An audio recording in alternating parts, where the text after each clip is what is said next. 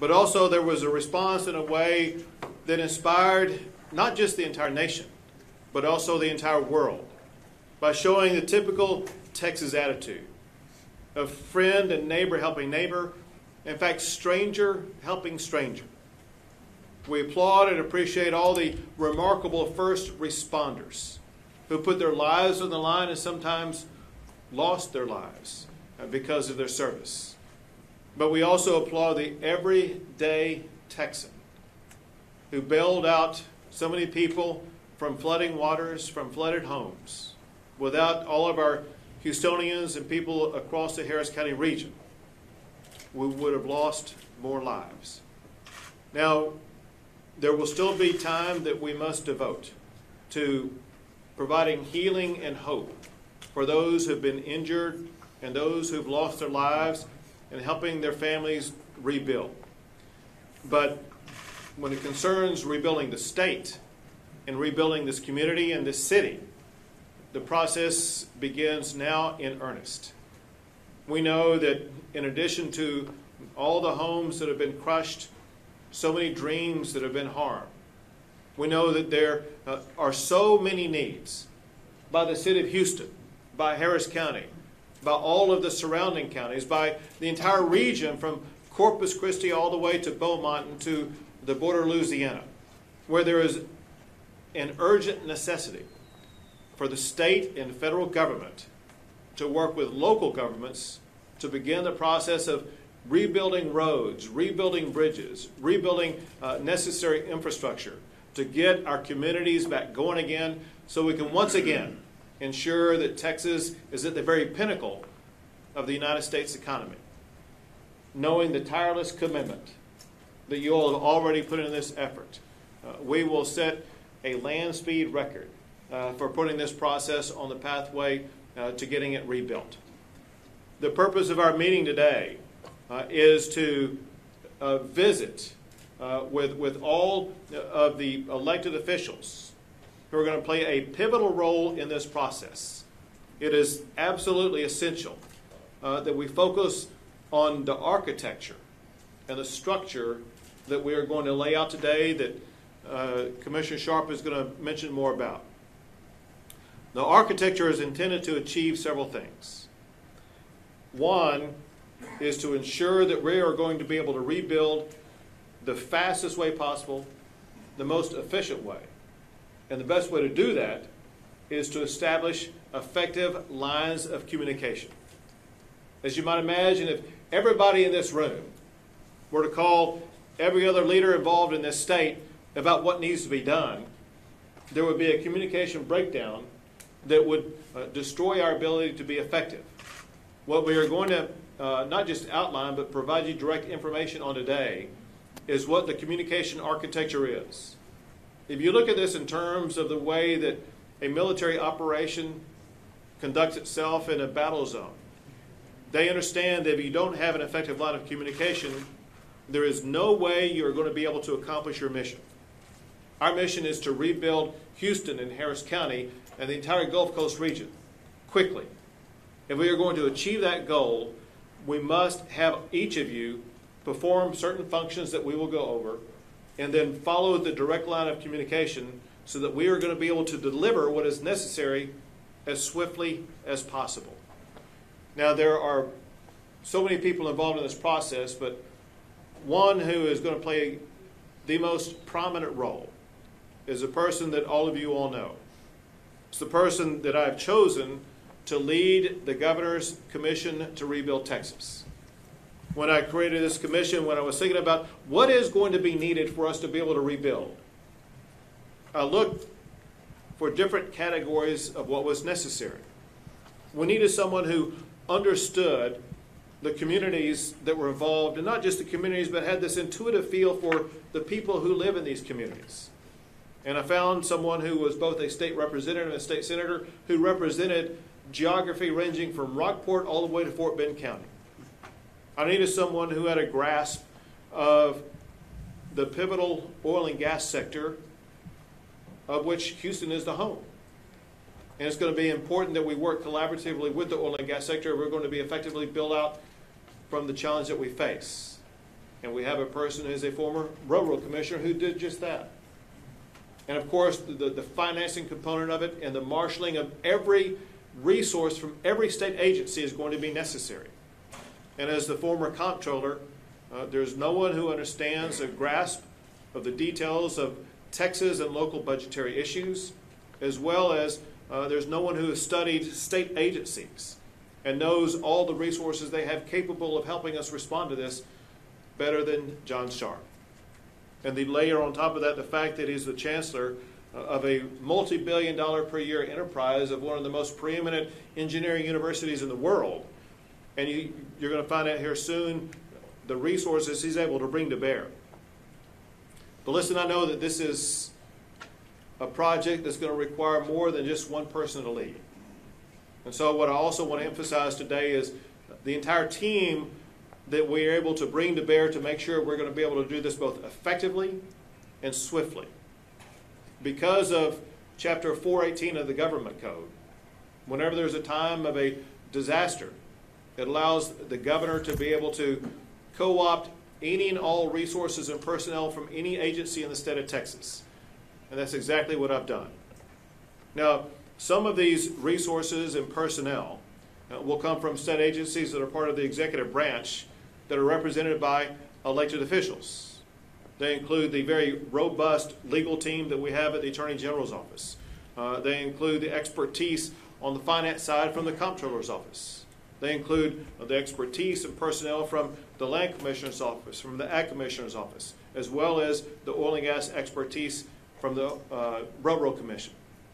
But also we have a multitude of agencies in the state of Texas who are represented not by elected officials, but by people who work directly with me, many of whom are here with us today, and all of whom are going to be necessary for us to move expeditiously in this recovery process. They include two down to the right, to my right, the Chief of the Texas Division of Emergency Management, Nim Kidd. They include the Director for Texas Public Safety, Steve McCraw. They include General Nichols, the Adjutant General for Texas. They include Charles Smith. Where's Charles? Charles Smith, the Commissioner for HHSC. They include Mike Morath, the Commissioner for TEA. Also James Bass, the TxDOT, or Texas Department of Transportation Executive Director. Dr. Helderstedt, the Commissioner for DSHS, Department of State Health Services. Brian Shaw, Commissioner for TCEQ. Next to him is Sam Coleman, the Acting Administrator for this particular region for the EPA. One thing I want you to know is that because environmental issues are so important and so complex as we move forward, we will have at least one person from the EPA embedded in our State Operations Center working collaboratively with TCEQ to make sure we address all of these environmental-based issues. It also includes someone who's been of tremendous assistance to me, and a guy who seems to work 25 hours a day, been extremely responsive, and that is our regional FEMA administrator, Tony Robinson, right here. Also includes John Sharp's right-hand man, Billy Hamilton, saw Billy moments ago, right here. And also the Chief Operating Officer for the Governor's Office, Reed Clay. Reed, where are you? Right here. I feel like I'm watching a tennis match going back and forth here real quick. Also is back here today, right here. Beck Brune from the Texas Water Development Board. So these are just some of the assets and resources who will be involved. After Chancellor Sharp speaks, I'm going to come back and talk more about the legislature and the pivotal role they will play. But at this time, I would like to turn things over to the person I've named to be the commissioner for the Governor's Commission to Rebuild Texas, John Sharp. Thank you, Governor. I'll be brief. We'll get into some details with the local officials in a minute. But first, I want to say that I, like virtually every other Texan and everybody around this country, am in absolute awe of what has been done so far, not just by elected officials, but by ordinary Texans who performed some absolutely amazing feats. I watched as people put up a website saying we need folks with boats and things, and 60 minutes later there's 400 people, 600 people show up to help their fellow Texans. If we can do the same job in this recovery and rebuild as our fellow Texans have done so far, we will set a complete new standard for disaster recovery and rebuild in the state of Texas. Governor, what you have done in suspending rules, being reactive to what local folks need, and the people around this table have been absolutely amazing.